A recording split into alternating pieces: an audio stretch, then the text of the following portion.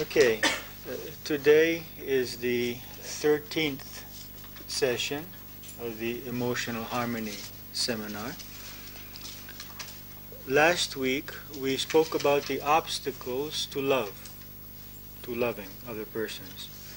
And I asked you to fill out the questionnaire about the obstacles which you personally have discovered within yourselves towards loving other persons. This could be, as we said, when other persons are different from us, when they criticize us, when they harm us, when they have other belief systems, when our energy is low, when we fear, when we feel guilt, these various situations. I would like you, before we continue with the discussion, to bring to your minds at this point, so that as I discuss, that you can have something very specific in your minds. Bring into your mind a specific situation in which, until now, in the past, you have had difficulty in loving and being open, and you would like, from here on in, to be able to keep your heart open in that situation. So take one moment now and think about in which situation you personally want to develop the ability to remain open and loving. And until now it's been difficult.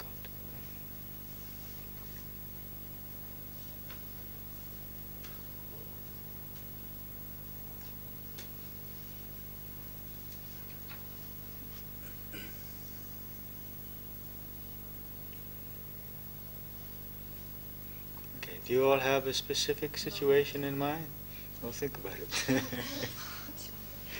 And of course, the most important situations are situations with loved ones.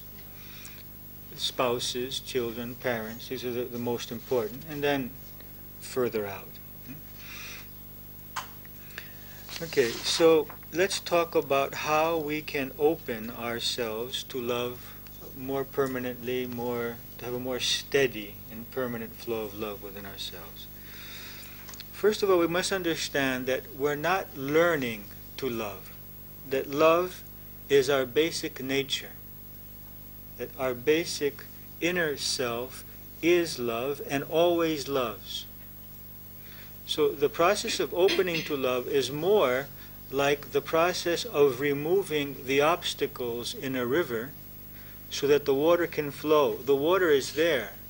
The love is there. It's just blocked. It's inhibited by various fears and by various negative mechanisms, emotional mechanisms, which don't allow us to feel and express our loves in various situations. But our real self doesn't stop being love. It can never stop feeling and being love. Only our external self, our personality, out of its fear, can stop loving in a situation. So the process of opening to love is a process of getting deblocked, a process of getting free from inhibiting factors and fears, basically, and guilt, which prevent us from feeling and expressing our love. So it's not a matter of learning, but more a process of getting free. It's also necessary to understand that love is a force of the universe. It's a basic force of the universe, and that's why it's given so much importance by all of the religions. There are two basic forces in this universe. One force is called entropy, which causes all things to separate and to dissolve and to go into a state of greater chaos and mixing. And there's another force, and that's the force in the material world. And then there's the opposite force, which is the force which binds and connects and organizes. And this is the force of spirit. The spirit enters this body. Before it enters the body, it creates the body. It gathers various minerals and gases and liquids and creates this physical being, and then occupies this physical being, causing it to remain intact. Otherwise, the law of entropy would cause this body to dissolve, and as it will happen when the spirit leaves the physical body. when I as a spirit leave my physical body, it will decompose and it will become various atoms and molecules which will then be used to create other bodies or buildings or plants or animals. So the force of entropy is the force which says that everything dissolves and decays and becomes one, mixed. And so the force of coming together is the force that we call on an emotional level love. It's the force which binds. On a subatomic level, it's the force which keeps the proton and the neutron together in the nucleus of the atom, and the force which causes the electron to stay around that nucleus. It's also the force which causes two atoms to come together to form a molecule, and in many molecules to come together to form large DNA molecules, and those molecules to come together to create cells, and cells to come together to create organs, and organs to create organisms, and organisms, as ourselves, to come together through love in order to create one universal organism on the face of the earth, just as at one point all of those one-celled beings came together and created this many-celled being with 60 million cells in it, all of which are cooperating so that I can walk and talk and think and function, that all beings, all human beings on the earth will come together through love in order to create one being on the earth which will function in the same way, that each of us as a cell in that being will perform its functions thinking of the whole, having the good of the whole in his mind. So love and wisdom, because wisdom plays a great role in this, in helping us to be able to love. Through wisdom we are able to love, and through love we come to wisdom also. The final goal is to gradually become one family of beings in which all of us are caring for all of the others, and all of us are living for the benefit of the whole. This process will take a number of thousands of years for the whole of humanity, but we as cells in humanity can quicken this process if we want to, and if we're interested to. If that desire has been born within us, we can accelerate that process. Let's speak again shortly about the obstacles to love. The basic obstacle to love is fear. If I ask myself, why am I closing here? Why am I feeling this negativity towards this person, this jealousy, or this anger, or this hurt, or this bitterness, or this feeling of injustice? It's because I fear. I fear because I doubt the divine plan. I fear because I doubt my own ability to face life. And I fear because I doubt my self-worth. And so the actions of the other person make me fear maybe I will be demeaned. Maybe my self-worth will be lessened in this situation. Maybe he's rejecting me. Or I doubt my safety because I doubt my own ability to cope with life. And I doubt this divine plan which will bring, that it's bringing to me exactly what I need. And that there is a universal consciousness which is governing all actions, and so no one can do anything to me which is not for the good of my spiritual evolution. Because I doubt all of these things, and I don't have deep faith in all of these truths, fear causes me to close off when people function in a way, or when they appear in a way which triggers my fears. So the basic cause of closing off is fear and feeling vulnerable, feeling physically or emotionally vulnerable to other persons.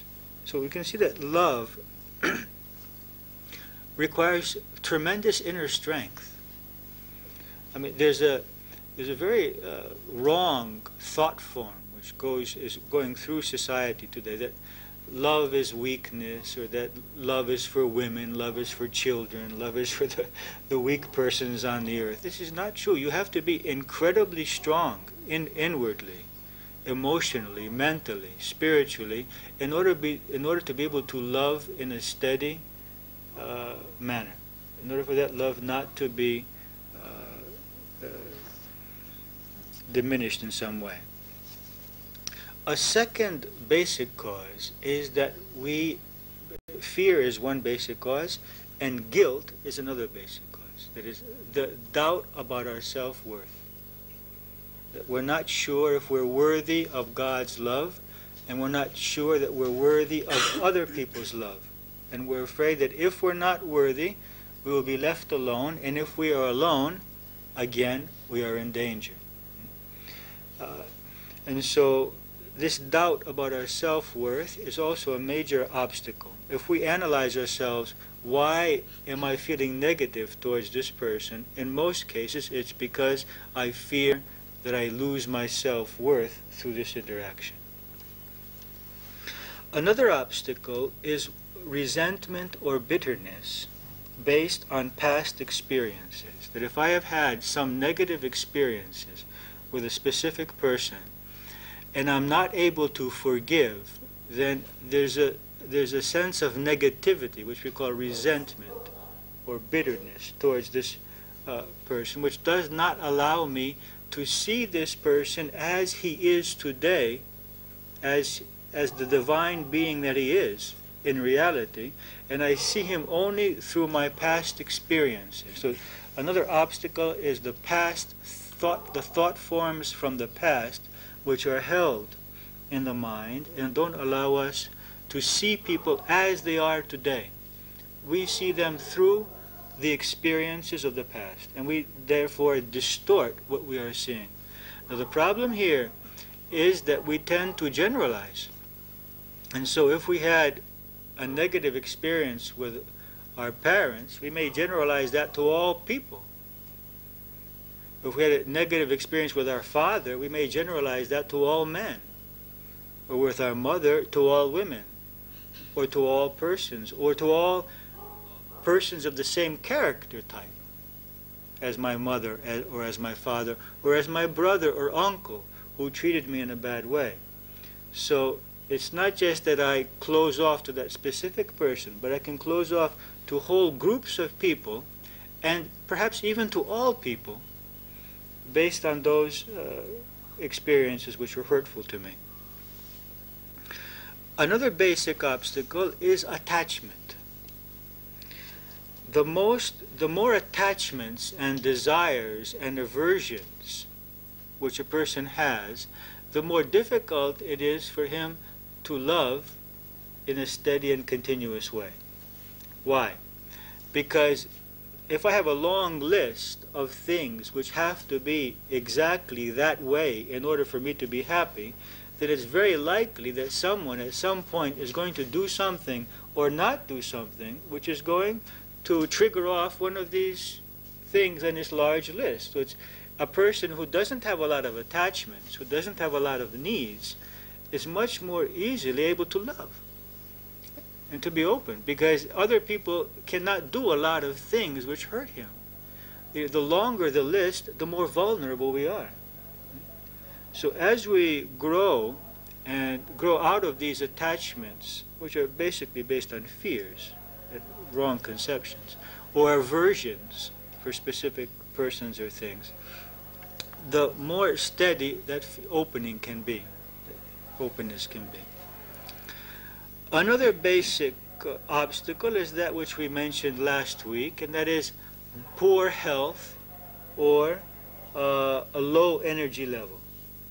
And so when that energy level is low, very small, insignificant words or actions or things that people do or do not do cause us to feel negative towards them. Besides those, there are some basic social programmings which are programmed into our mind as children, which also serve to obstruct the flow of love within us. One is that I am not lovable. When someone receives that message that you're not lovable because you're ugly, or because you're not intelligent, or because you're a woman, or because you're not as capable as, or I didn't want to have a child at this time, and you're just not lovable, then that is programmed into the mind of the person. And someone who does not feel lovable has difficulty in feeling love for others. Another programming is that love means pain. Now, especially here in Greece, but I think in most countries, any movies that you see or songs that you hear direct that message very clearly into every mind, that is, love means pain. That I cannot live without you. I'm destroyed because you don't love me. We have equated love with need.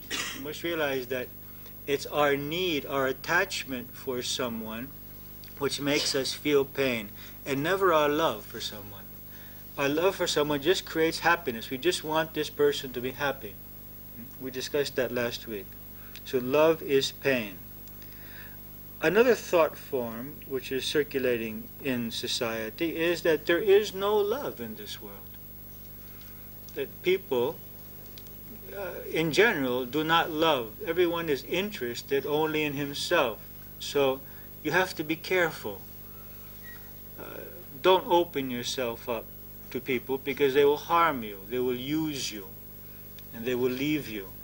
And this is a concept which is quite strong. And another basic fear which causes people to not be able to open up to love is the fear of abandonment. If someone has been abandoned, if he has felt abandonment as a child, either because the parents separated, or one parent died, or one parent left, or the parents were there but they left the child for long periods of time at home by himself, this sense of abandonment creates a dual, a conflicting need. On the one hand, there is a great need for deep love relationships, and on the other hand, there is a fear for deep love relationships, because if I open myself, then I'm opening myself to the possibility of abandonment and disillusionment and then hurt again. And so there is a desire to open, but there is the fear at the same time of opening.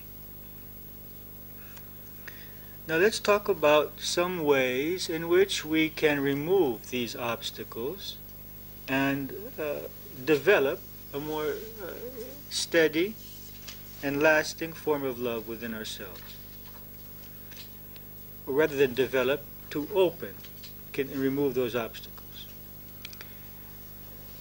One way of doing this is what we have already learned until now, the self-analysis process. That is, every time I discover that my heart is closing, that I am feeling negative emotions, or that I'm feeling separate from someone, alienated from someone, ask why. Why am I feeling this? And a very basic question is, what do I fear here? What are my beliefs? What do I believe which is causing me to close in, to alienate myself in this situation? Discover the belief. In order to discover the belief, I may have to discover first what is exactly the stimulus. What is it in this person or in this situation which is triggering my beliefs? What is the exact characteristic or action which is going on here, which is triggering my emotions? What are my emotions? And then what are the beliefs which are causing me to have those emotions?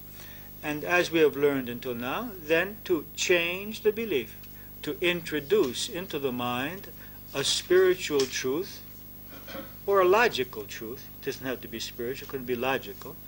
A spiritual or logical truth which helps us replace the previous belief, which is causing us to mechanically close in the situation, although mentally we realize that there is no need for that. Logically we realize that there's no harm for me here. But emotionally, the emotional mechanisms are functioning by themselves. A second way is the work that we did with the written affirmations. You remember that where we drew a line on top and then a vertical line, and the affirmations were on the left-hand side and the responses were on the right-hand side. And we wrote, I love and accept myself in every situation. And then we wrote the situations in which came to our mind in which we actually did love and accept ourselves, and the situations in which we didn't or had difficulty in doing so. Doing this exercise will help us to obtain a steady feeling of self-love and acceptance, which will help us then to love and accept others completely. But we can do it in another way. We can write, I love and accept others in every situation. Or I love and accept others exactly as they are, and then write on the right-hand side the responses, the situations in which I am able to, and the situations in which I am not able to. And then we begin to discover, by doing this exercise, when does my heart close? In which situations? What types of persons? In which situations do I find myself closing in or closing off? So I would like you to try that exercise for next week. Write 20 times, I love and accept others in every situation, or I love and accept others exactly as they are, whatever is more comfortable for you. And write as many responses as come so that we can analyze next week what are those situations in which we block ourselves off. Another technique for opening up ourselves to someone, especially to someone, a specific person with whom we have difficulty, is to bring to mind 5 positive qualities of this person daily. So if there's a person toward whom we have negative feelings, we can, in our positive projection, we can bring him to mind every day and bring to mind 5 things which we can respect in this person, or which we consider as positive aspects. It could be very simple things, that she can cook, or has good appearance, or is intelligent, or creative, or tries, or he is a child of God. He's an immortal soul in the process of evolution, if you can't find anything else. Now, the ideal would be to not to have reasons to love someone. That would be the ideal. That is, not to have to find 5 reasons. That is, just because he is a part of the divine being, that would be enough. But until we arrive to that level of thinking and feeling, it is useful to bring positive qualities. Because we have a tendency, the mind has a tendency, when we are hurt by someone, in order to protect ourselves, we want to reject him. In that way we justify ourselves, you see. And so there's an automatic mechanism in the mind which tries to find the faults of persons who hurt us in some ways, so that we can reject them and become justified that we're okay. And we gain our self-respect again. And this is not necessary, because our self-worth is not intimidated by the other person. So this is a useful process of beginning to think of 5 positive qualities. It doesn't have to be the same, different 5 every day. Some of them could be the same. It could be even the same 5 every day. It doesn't matter. Another way of opening to love is what we call the love focus, or the love projection. And I've given you a sheet of paper which describes that, because it's a very important, it's one of the most important positive projections that one can do. Let's read what it says here. This is one of the most important positive projections which can be performed. As it develops our ability to love more widely and more deeply without conditions. It focuses on others, ourselves, and God. It is best done daily. Now, the first part is just what we have learned about the positive projection. Let the spine be straight and the body comfortable. Perform the relaxation technique, breathing deeply while counting and imagining in the forehead 3, 3, 3, 2, 2, 2, 1, 1, 1. You remember that. Relax all the body.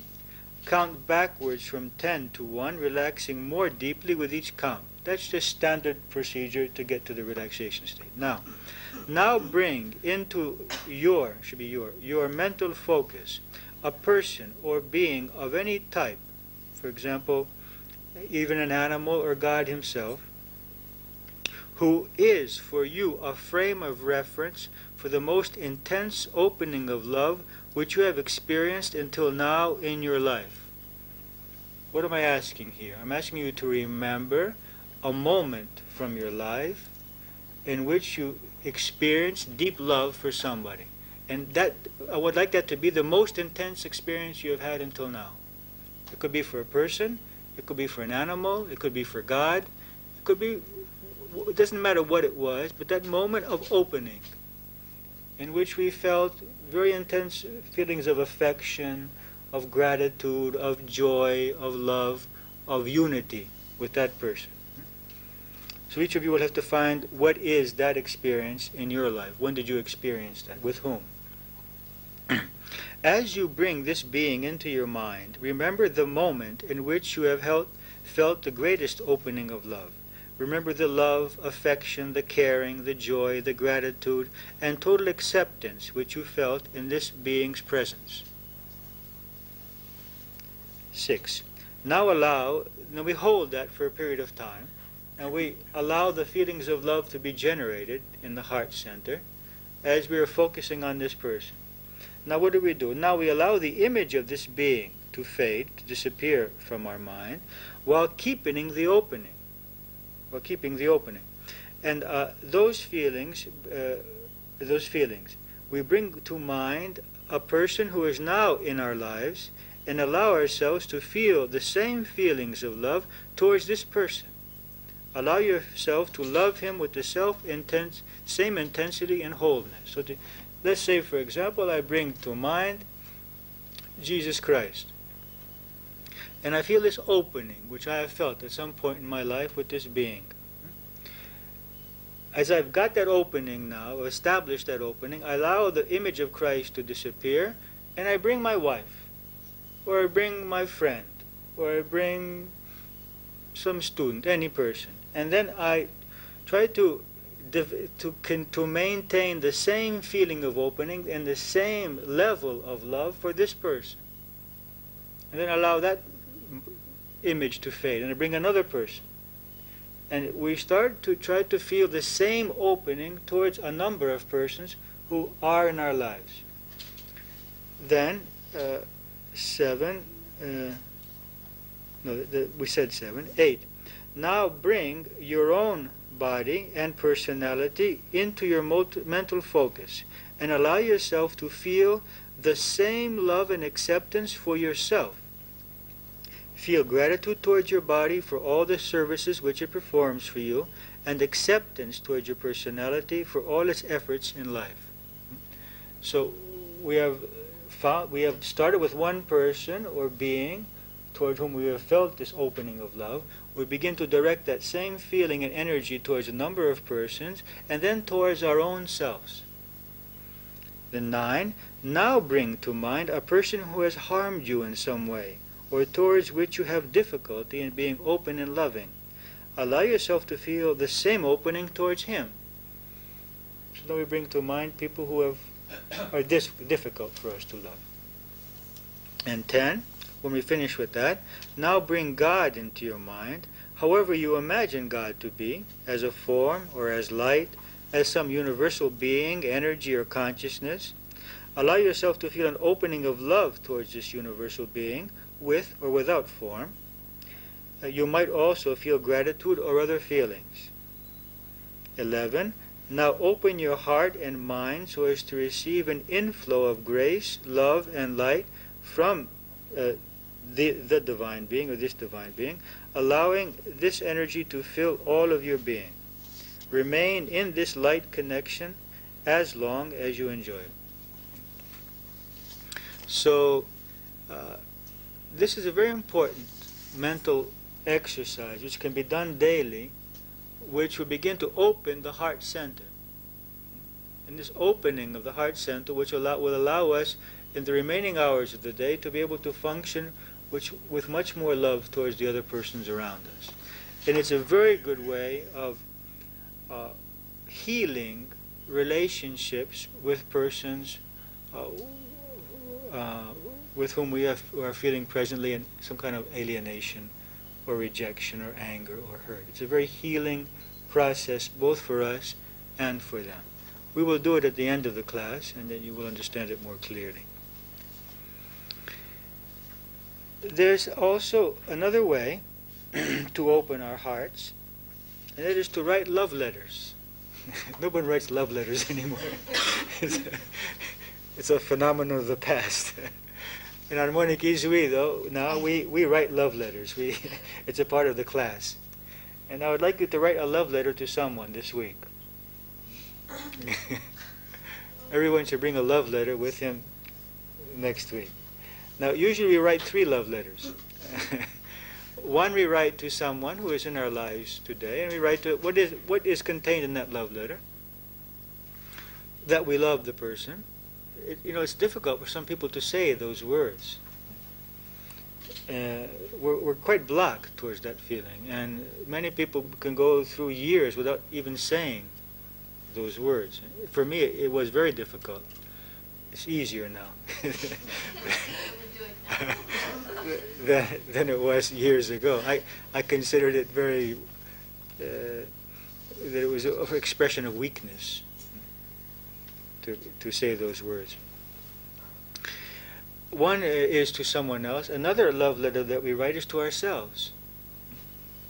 I started by mentioning what we put in the letter, that we love this person, why we love this person. Of course, I mentioned that the highest possibility is for there to be no reason why we love this person, that we love him as a being without reasons. But I think at this stage of the game, it is useful to write the reasons also. And what we wish for that person. We wish him to be healthy, happy, successful. That is, to make a positive projection for this person. So, to get into the mood and to experience this, try to write a few love letters next week, for others, and at least one for yourselves. What we do in one of the weekend seminars is that we collect all of the love letters to ourselves, and we ask each person to write his address on it, and then we send it to the mail. And he receives it after about a week, and it's a very pleasant experience because you've forgotten what you've written, and you open it and you read all these wonderful things about yourself. It's a pleasant experience. If you want, give us your love letters next week with the address on it, and we will send them to you. I have one letter upstairs that someone forgot to put the address on, and it hasn't arrived yet. I don't know what we're going to do with that one. Another aspect of loving is forgiveness. People have difficulty forgiving. And what we need to understand is that we don't forgive for the sake of the other. And we don't forgive because if we forgive, God will love us more. God's love is permanent and unchanging. He doesn't love more the saint than he loves the murderer or the criminal. He loves all beings the same. But by forgiving, we get free from an intense obstacle towards our own happiness. You can't have bitterness and be happy simultaneously. You can't hold in bitterness and resentment and be happy. One is an obstacle to the other. So it's by forgiving, we remove from our own nervous system this tension. We remove from our own endocrine system this disorder, because this tension is functioning on it's acting on my nervous system, on my endocrine system, on my defense system, and it's causing me various psychosomatic illnesses. It's also preventing me from feeling emotionally happy. It's also preventing me from seeing other people as they are, because that bitterness is distorting my perception of all beings. So we don't forgive for others. They don't lose much by our not forgiving. We lose by not forgiving. We are suppressed by those feelings. They are acting in our body, in our energy body, in our emotional body. So forgiveness is a process of freeing ourselves from illusion. What is the illusion? That someone else is responsible for our reality. And what is the illusion? That there is no divine plan. That this person could have done something to me which was not in the divine plan, which was not something which needed to happen to me in my process of evolution. That doesn't mean, of course, that if someone acts in a harmful, violent way, that he shouldn't be limited in some way or go through process of justice, or that we should allow him to do whatever he wants to us. I'm not saying that. We may even have to go to court with someone, but with love in our hearts. So we don't have negative, we're bringing his action to court. There's a big difference between bringing someone's action. This action should not be allowed to exist in society because it's harmful for society. So we may fight persons' actions, but we don't fight persons, because that person is a part of myself, is a universal being, which is a part of God. So forgiveness is a very important thing. That's a whole subject in itself, which we will not have time today to speak about, but I will just mention that there is a process of forgiveness, and the first part of that process is to discover what negativity is still functioning in me, is being harbored within me towards persons, and the second is to express it, so that before I can forgive, I need to release my negativity. So I may not need to release it on this specific person, but in some way, by writing, by psychodrama, through relaxations, by hitting a pillow, by dancing, in some way I need to release this negativity before I go on to the process of understanding and forgiving. Otherwise, it's like polishing the floor before we sweep it and wash it. Forgiving without releasing that negativity will just close it in. I will have forgiven on a mental level, but emotionally I'm still boiling inside. There's still this fire going on in the subconscious mind. So one has to be careful about the process of forgiveness. It needs to be done in a specific way. First I have to realize, to recognize what's going on in me, to express that in some way, and then go on to understanding and forgiveness. And now, since we're talking about forgiveness, another very important aspect of loving is forgiving ourselves. You can't imagine how many negative feelings people have towards others because others' actions cause them to feel guilty. And I've seen so many mothers and so many fathers have negative feelings towards their children because they have the belief that I am responsible for my child's not being well at this moment, or not being successful at this moment. In my eyes, of course, what success means and being well means. And then I feel so much negativity towards that child because he creates feelings of guilt in me, because I believe that I am a failure, that as a parent, that I am responsible. And then I can't love this person because of my guilt. So guilt is a very important obstacle towards love. And so just as it is important to forgive others, it's important to forgive ourselves, so that this guilt is not functioning in us, so that we need other people to be in a specific way so that we do not feel guilt when we see them, especially our children, our spouses, our parents, and people for whom we feel responsible for their reality. Also, the study of spiritual truths. The study of spiritual truths is a very powerful tool for opening ourselves to love, because when we understand spiritual truths, we feel much less danger on the one part, and secondly, we feel much more unity, because the spiritual truth is that we are one spiritual family. There's We are one physically. We are made up of one matter.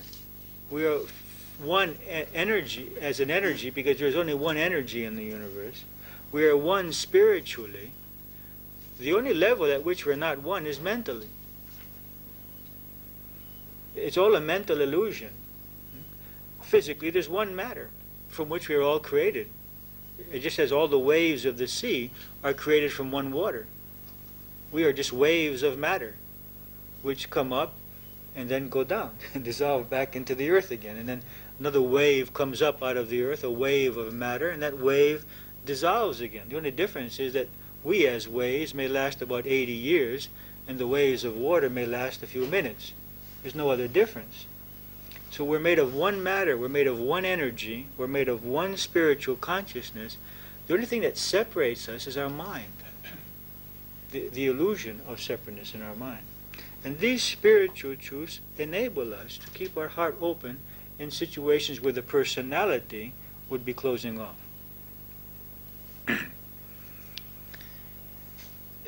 We mentioned last week that the importance of keeping our energy high. And I repeat that, it's important. A high level of energy allows us to love much more. We can use the word love as a mantra, as a phrase which can be repeated over and over in the mind. As we walk, rather than thinking of all the things we have to do, or all the things that happened or didn't happen, we can repeat the word love, or I am love, or I love this tree, and I love this person, and I love this building, and I love this sky, and I love this dog, and I love this plant. It is just to keep repeating that word as we walk in nature, in the city, wherever we are. And the repetition, every word has a power behind it, has a reality behind it. And behind the word love is the reality of this feeling of unity. And so the mind becomes conditioned by the words and by the thoughts which exist within it. So if we're thinking all day long about money, about what they did to me, about what they didn't do to me, about my illness, about my job, then my mind will be conditioned along these lines. If I'm thinking all day long about the word love and about loving every person that I meet, and this is a phrase which is repeated over and over in my mind, then I will become that. We become what we think. Our mind becomes established in what we think.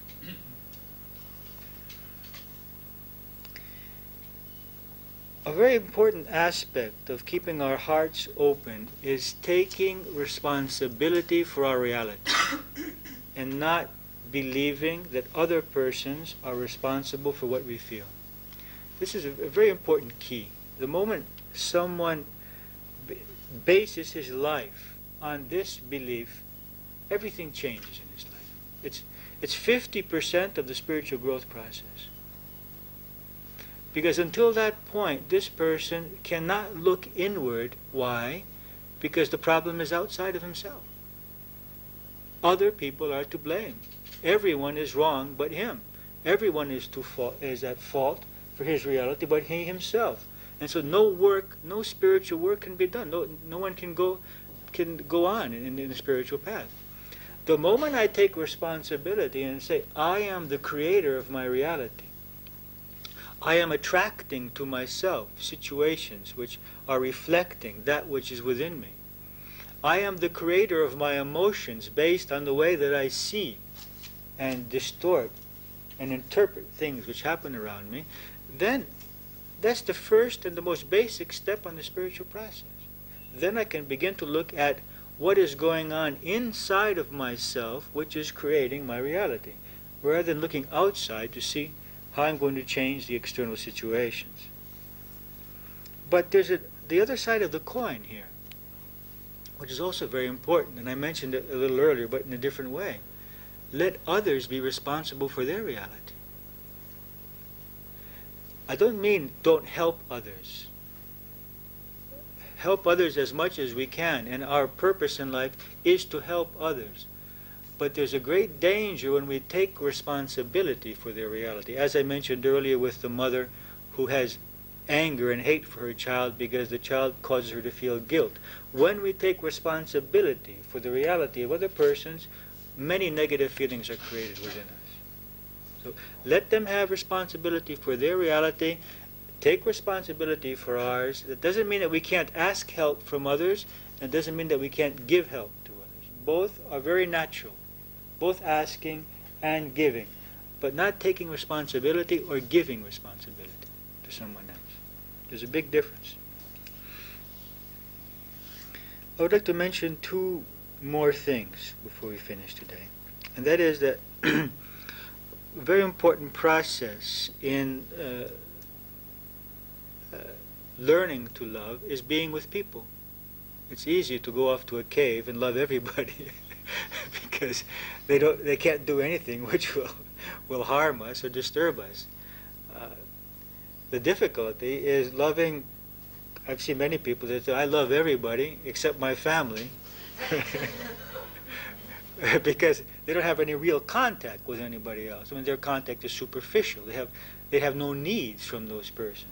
The ability to love someone who you need things from and who doesn't give them to you, that's love. So I believe very much in community and in cooperation. And we are doing that. We are living that experience now, that experiment now, both here in Halandri and in Mirananda, of living with other people like a family, in which we have to share all decisions, we have to share the work, we have to share the spiritual process, and that's not easy. I mean, you've all experienced the difficulties which are created in a family of 4 people or of 5 people. Imagine a family of 20 persons. Of 20 persons from different cultural backgrounds, with different parents, with different needs, with different perceptions. And the only thing in the beginning which holds us together is that common dream of unity, of service, and of spiritual evolution. But the personalities, the ego of each person, is not attuned 100% to that. There's a part which wants spiritual evolution. There's another part which wants to sleep all morning. There's a part that wants to work for all of humanity. There's another part that wants to look after itself. There's another part that believes in discipline. There's another part that wants some kind of superficial freedom. And so there's a great deal of inner conflict which is created in such a community situation, both by needing to live with other people and to function in harmony with them, but also to work with them and to try to manifest a common goal, a common purpose with them. The first Christians lived in this way, and the first Christians had no personal belongings and no personal life. They lived in communities. I remember apart from the Acts, in which one man, I think first I don't remember who came first to Peter, the husband or the wife, and Peter asks, have you given all of your belongings to the community? And let's say it's the husband first. He says yes, and it was a lie, and he dies there in front of Peter. And then the wife comes and says, have you given all of your belongings? She says the same thing. She falls down before him. Now, this is not, I don't believe that people should die because they haven't given all of their things to the community. But it's a very clear message in Acts and in the Bible that this was the original concept of the Christian life. And that's why I've said in some of my articles that Christ was the first communist. That is, real Christian life is communal life. Communism did the opposite. That is, you must live this way. This will never succeed until it's from love and not from force, the process of sharing. The process of sharing and of living together must come from the feeling of love and not from having to do this because there is some kind of a government which will condemn us if we do not do this. So I believe very much in community and in cooperation. And that someone who wants to love will stop separating himself from this need to cooperate. It would be very easy for me to function in a completely different way and not to have to sit through hours of discussions concerning how the center is going to function or how the retreat center is going to function, to make all these decisions in a democratic way. It's very tiring and very time-consuming. But I believe that it's a way in which I myself can reduce my ego and come to the ability. It could be very easy to say, well, I'm going to be a dictator here, and things are going to happen this way, and it'll be perhaps even more effective in the beginning, but I don't believe in the long run, because people will be involved mechanically and not from their heart. And they may have discipline, but out of fear and not out of love. Discipline also must come out of love, out of a desire to grow and to connect, not because there's going to be some kind of punishment if it doesn't happen. And the other thing, the last thing I want to speak about in terms of opening up to love is creative expression.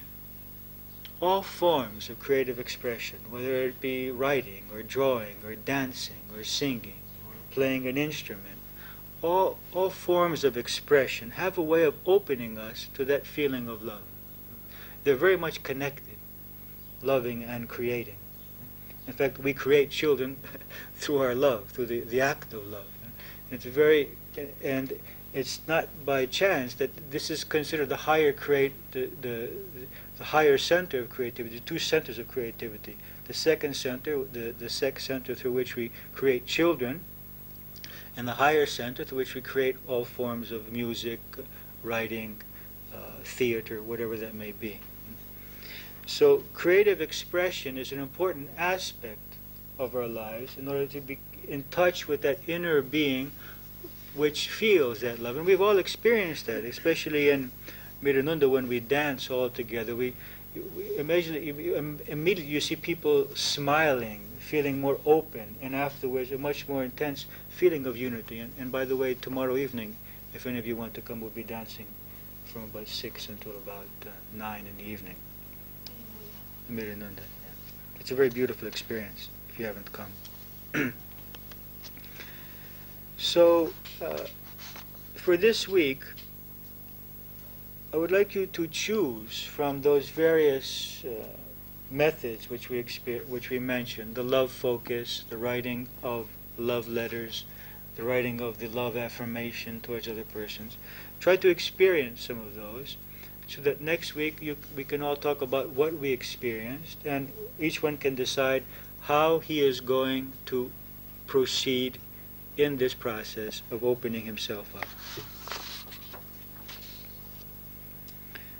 Are there any questions about today's discussion about opening up to love? Are there any questions about what we have said? Alexandra. What you said before, that we should take responsibility for our reality, and it's nobody's responsibility the way we feel. I find personally that when I think this way, I overdo it, and I become feel guilty or close, turning into myself, self-destructive or something. By trying to force myself to think that anyway it's the way I feel and it's none of the other person's fault, and another part in me says, but it's not true, because this person really has mistreated me and really like that. Yes. So it's a conflict. All of this happens because of our lack of faith in a divine plan.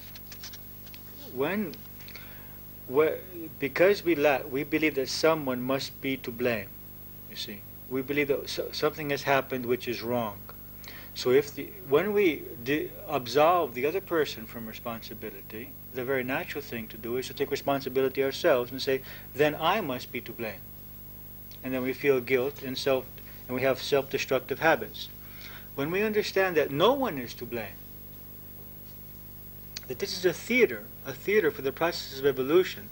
If this week you were playing in a theater part and you were a person who was abused by someone on the set, on the scene there, when you went home, would you be feeling negative feelings towards that person?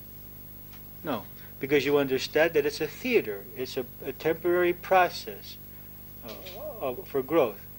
So when we see everything as a theater, as a process which is there for growing, then there's no need to find who is at fault. When I absolve the other one from being to blame, it doesn't mean that it comes to me, the blame. It just means that for some reason I chose in this lifetime to experience this experience with this person so that I can quicken within me my spiritual awareness. And so no one is to blame, and there's no reason neither to feel negative towards this person, but neither towards myself. You understand that the distinction that has to be made there. There's no problem.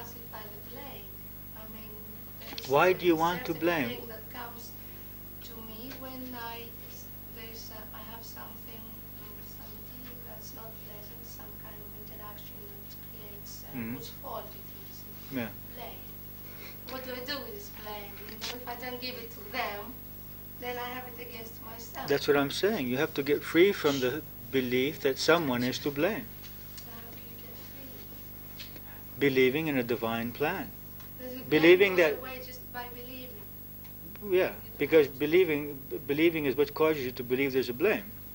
You're programmed by a society which blames, which believes that someone is at fault. Yes. If you can change this thought form, then you'll be free. No one is to blame. There's a divine plan which allows what happens to you to happen because you need that, and what happens to the other to happen because he needs that. That's not licensed to do whatever we want to other persons. We have to be careful about that. That is, if someone wanted to do something to me, he couldn't do it. He couldn't make it happen unless it needed to happen to me. But just the fact that he wants to do it, it already is a burden in his causal body. It's already creating a reality for him in the future and in the present. Just the very fact that he wants to do harm to me. But he could never do harm to me unless that was what I needed for my spiritual growth. It's the same with me. If I want to do harm to you, just that thought is enough. That is already a burden on me, and that will create a karmic reaction to me. But I cannot manifest that which I want to do to you unless you need to experience it. I will try and I will trip, something will happen, and I won't be able to do it. Unless that needs to happen to you to grow. So my responsibility is towards my motive, not towards the result. The result can only happen if it's in the divine plan. The very fact that I have the motive is enough for me to receive the karmic reaction. Do you understand what I mean? So I cannot be to blame for what happens to you. You cannot be to blame for what happens to me. And neither am I to blame. It's the same. Who's to blame for this organ? We don't say that. We say, who created this organ? So when we say, who's to blame that this happened to me, we don't say that. We say, who created this? I created this. But I'm not to blame for it. You understand? It's a creation. It's not a blame. I created this experience as a soul in order to grow spiritually. There's no blame involved. See it as creation and not blame.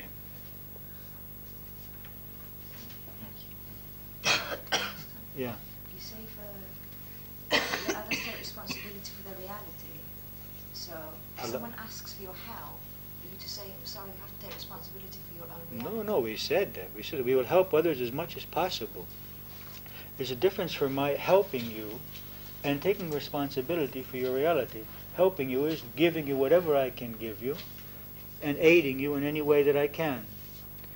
Taking responsibility is that which causes me to have anxiety about what kind of results you're going to have, or to get angry at you because you're not doing what I'm telling you to do in order to get well. For example, if I help you, then I will give you all the information, I will help you, I will speak to you, I'll do a relaxation with you, I'll do a regression with you. But if I take responsibility, then I will start feeling failure because you're not getting well, ego, pride because you got well, and I got you well. You see, it's my success, not your success. Anger at you because you're not cooperating to get well. Guilt because you didn't get well. You understand? It's a big difference when I help and when I take responsibility. There's two separate things. And taking of responsibility creates many negative feelings. And it doesn't help us. That's why it's difficult for example, a psychiatrist to help his own wife or her own husband. They usually send it to someone else, because when there's ego attachment and identification, it's difficult being objective with the other person. That's why many times someone else can talk more objectively to someone else's child. We can talk with all the objectivity in the world to someone else's child, but to our own child, we lose it.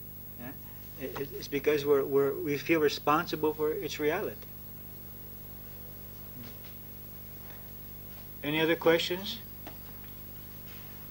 Then let's do the love focus together.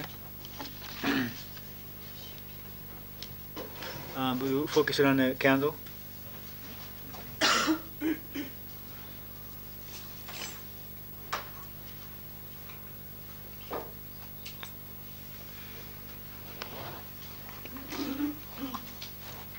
Take a sitting position with the spine straight.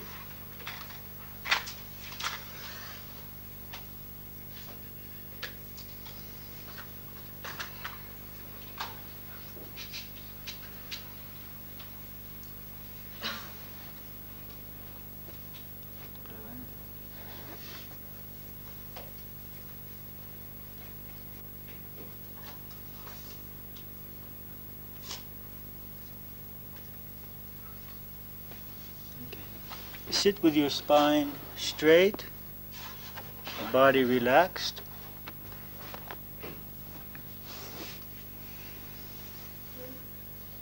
Begin breathing more slowly, more deeply.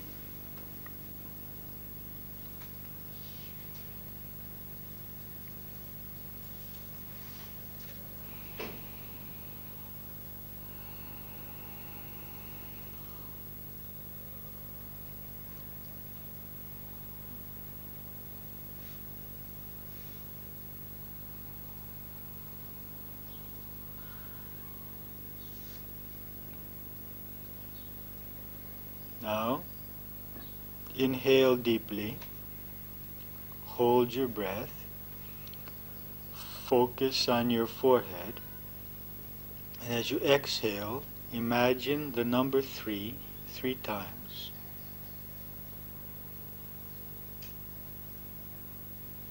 Inhale again, hold the breath, focus on the forehead, and while exhaling, imagine the number 2 3 times.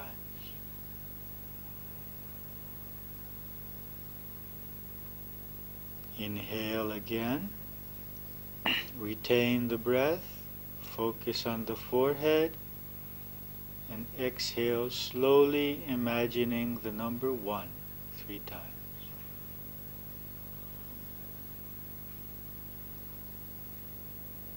Now, become aware of the body, straighten the spine, allow the leg muscles to be relaxed, not tensed. Allow the muscles of the abdomen to be relaxed.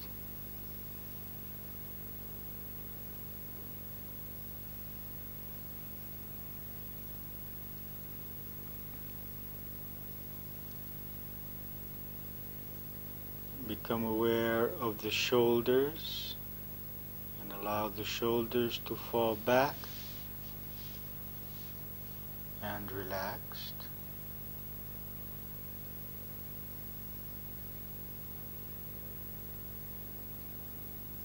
The fingers are free, relaxed.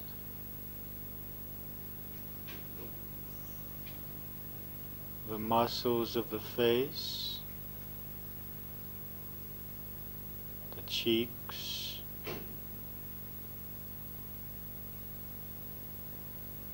the eyes relax,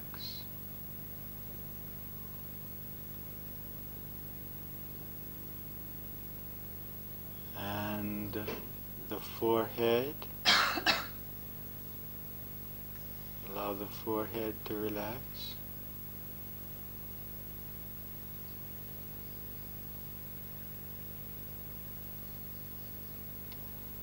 Now, as I count backwards from 10 to 1, feel your mind going deeper and deeper into a state of relaxation.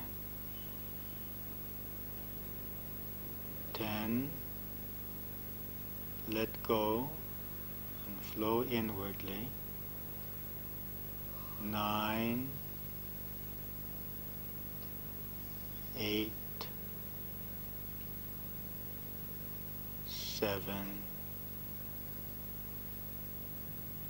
6, 5, 4, 3, 2, 1. Allow the mind to be totally relaxed.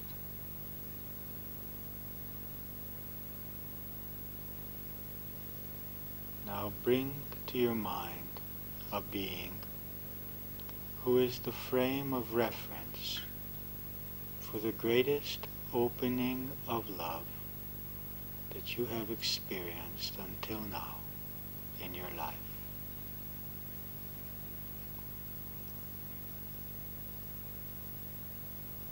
Imagine this being in front of you now.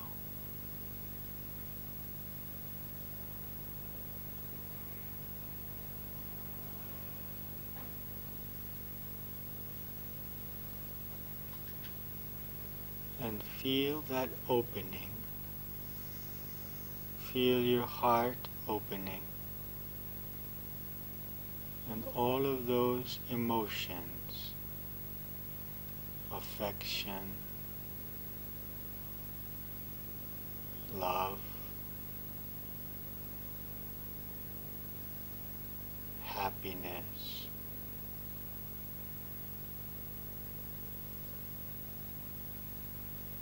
caring,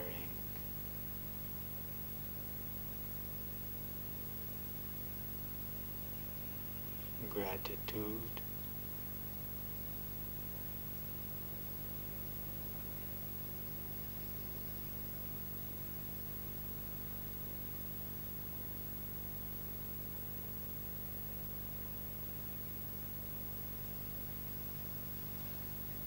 allow the opening to be clearer, more intense.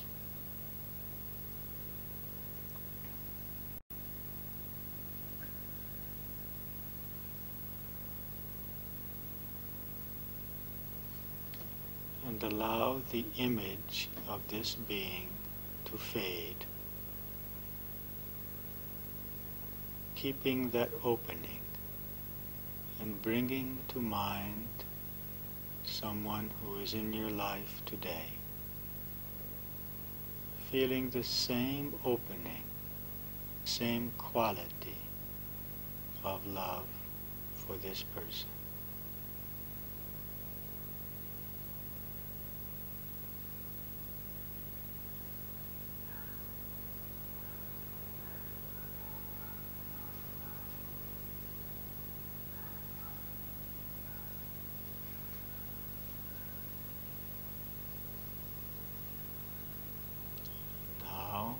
Allow this image to fade and bring another person into mind and feel the same opening, the same intensity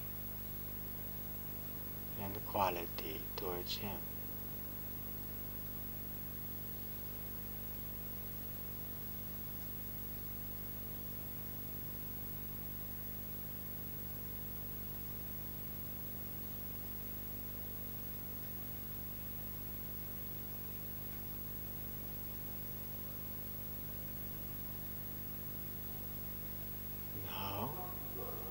allow that image to fade and bring your own image, your body, your personality into focus.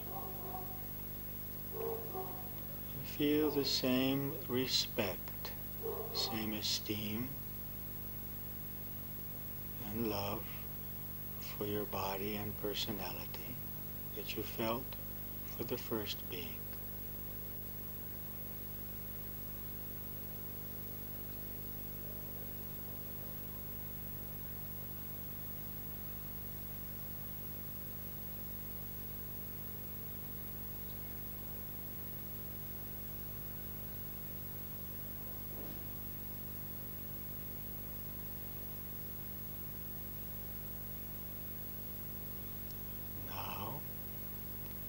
Bring to mind a person with whom you have difficulty in feeling unity and love.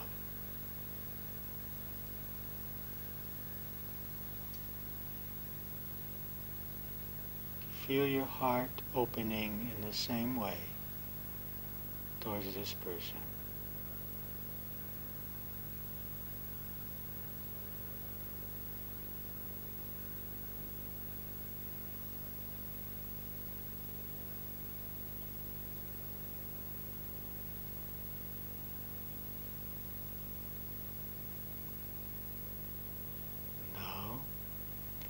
Bring into your mind your image of God, or however you imagine God to be.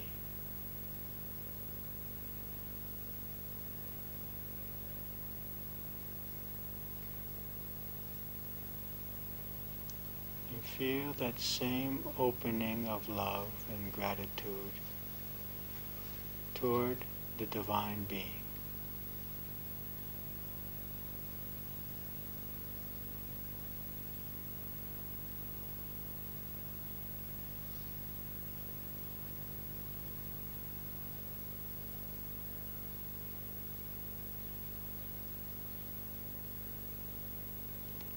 Now feel that the love is flowing from God, from this universal being to you,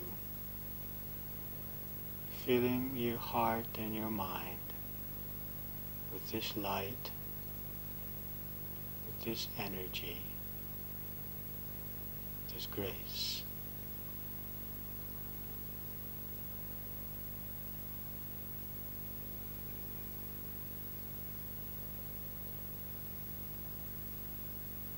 Allow the light of grace to fill all your being, all your body, your mind.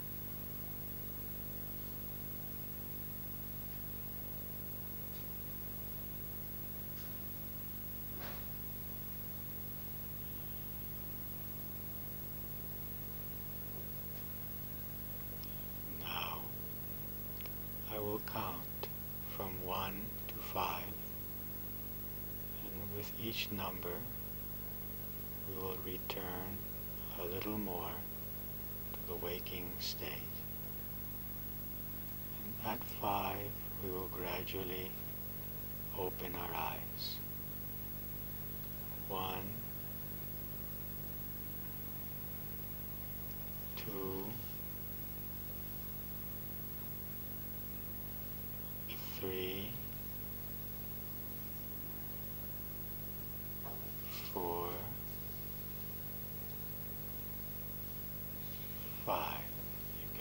gradually open your eyes.